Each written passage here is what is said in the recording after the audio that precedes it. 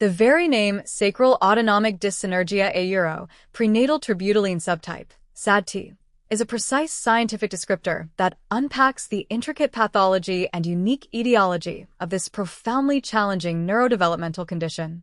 Each term in the name contributes to a comprehensive understanding of what transpires within the bodies of those affected, such as Brandon. Let's dissect the nomenclature. Sacral this component immediately pinpoints the anatomical location of the primary neurological dysfunction. The sacral region refers to the sacrum, a large, triangular bone at the base of the spine, situated between the two hip bones. Crucially, within and around the sacrum lies the sacral nerve plexus, a network of nerves that originate from the sacral spinal cord segments, specifically S2A, S4, as mentioned in the description. These nerves are vital for controlling a multitude of functions in the lower body, including bladder, bowel, and sexual functions, as well as sensation in the legs and feet. The sacral designation in SADT highlights that the core of the problem lies within this specific, crucial nerve network. Autonomic this term refers to the autonomic nervous system, ANS, a division of the peripheral nervous system that regulates involuntary physiological processes. These are functions we don't consciously control, such as heart rate, digestion, respiration, pupil dilation, and, critically for SADT, the function of the bladder and bowel. The ANS is divided into the sympathetic and parasympathetic nervous systems, which often work in opposition to maintain bodily homeostasis. In the context of SADT, the involvement of the autonomic system explains why the misfiring nerves lead to involuntary physical responses, such as the described pulsing and associated discharge in the bladder area, which are entirely outside Brandon's conscious control. Dyssynergia This is a medical term that describes a lack of coordination or cooperation between different muscles or organs that normally work together to perform a specific action.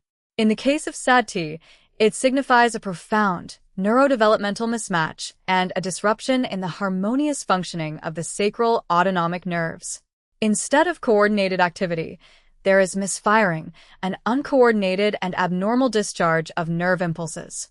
This dyssynergia is what leads to the erratic, pulsing sensations and the involuntary discharges, as the nerves are not working together effectively or appropriately. It's a failure of the system to synergize, to act in concert, resulting in chaotic and distressing symptoms. Prenatal turbutylene subtype This final, crucial part of the name is the etiological key a. It reveals the specific, unique cause of the condition. Prenatal indicates that the damage occurred before birth, during fetal development. Turbutylene names the specific drug responsible. As stated, turbutylene is a I2A adrenergic agonist, used off-label to halt preterm labor. The critical insight here is that the fetus was exposed to this medication while in the womb. The subtype clarifies that this particular manifestation of sacral autonomic dyssynergia is specifically and uniquely linked to this prenatal turbutylene exposure, distinguishing it from other potential causes of similar neurological dysfunctions. It underscores that the drug crossed the placenta and, in a tragic turn, hyperstimulated the developing autonomic neurons before they could mature and form their vital myelin sheaths, leaving them with a frozen, infantile wiring pattern. The discovery of the first pediatric case of SADT would have been a profoundly challenging and bewildering journey for both the medical community and the child's family.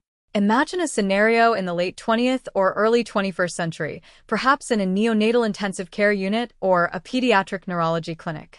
The first documented case likely presented as an infant or very young child with inexplicable, recurrent, and distressing symptoms centered around their lower sacral functions. Perhaps the infant exhibited sudden, unexplained bouts of muscular contractions or spasming in the pelvic region, coupled with frequent, involuntary discharges from the bladder or bowel. These episodes might have been accompanied by visible discomfort or crying. Initially, doctors might have attributed these symptoms to common pediatric issues like urinary tract infections, severe diaper rash leading to irritation, or even psychological factors if the child was older and the symptoms persisted without clear organic cause. A meticulous and exhaustive diagnostic process would have ensued. The child would likely have undergone numerous tests: urinalysis, urine cultures, ultrasounds of the bladder and kidneys, nerve conduction studies, electromyography, and potentially even spinal MRIs, all searching for a structural abnormality, infection, or common neurological disorder. As each test returned negative or inconclusive for typical conditions, the medical team would face a growing mystery. The pattern of symptoms the involuntary pulsing, the associated discharge, and the lack of other progressive neurological deficits would stand out as unusual. The breakthrough likely came from a detailed and persistent medical history taken from the parents. During this exhaustive questioning, a discerning physician or a team member might have meticulously reviewed the mother's entire pregnancy history. It's probable that the mother, in this hypothetical first case, would have had a history of preterm labor and, crucially, would have been administered terbutaline to delay birth. This detail, initially perhaps seeming irrelevant, would have become a pivotal piece of the puzzle. Connecting the dots would have required a brilliant insight. Someone on the medical team would have needed to hypothesize a link between the prenatal drug exposure and the child's unique symptoms.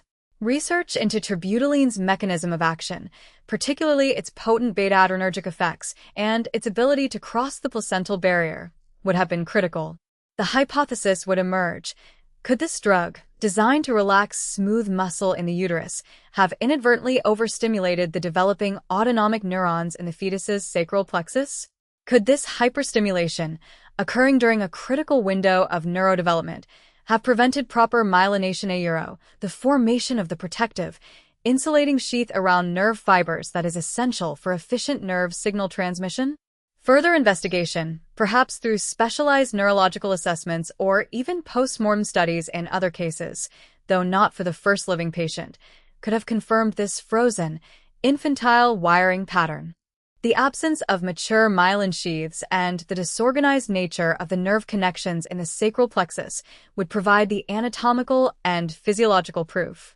Once this link was established, the condition could be officially named, clearly articulating its anatomical location, sacral, the affected system, autonomic, the dysfunctional nature, dyssynergia, and its distinct origin, prenatal terbutaline subtype. This meticulous process of observation, elimination, detailed history-taking, and astute scientific deduction would culminate in the formal identification of SAD-T, forever linking the seemingly benign use of a tocolytic drug to a permanent neurodevelopmental condition. Brandon, at 39 years old, stands as a poignant and singular figure in the history of SAD-T. While the initial cases that allowed for the understanding and naming of this condition were pediatric, providing a crucial framework, Brandon's experience underscores the lifelong, permanent nature of this neurodevelopmental mismatch. He will never be cured, as the core issue is a foundational wiring pattern established in utero. His journey is a stark reminder that these infantile wiring patterns do not simply fade with age. They persist, impacting every day of an adult's life. His courage in going public, a unique act among individuals who have suffered in silence due to the stigma surrounding such intimate symptoms, highlights the desperate need for understanding and support for a condition that affects not just children, but adults like him who carry this profound, incurable legacy of a prenatal event.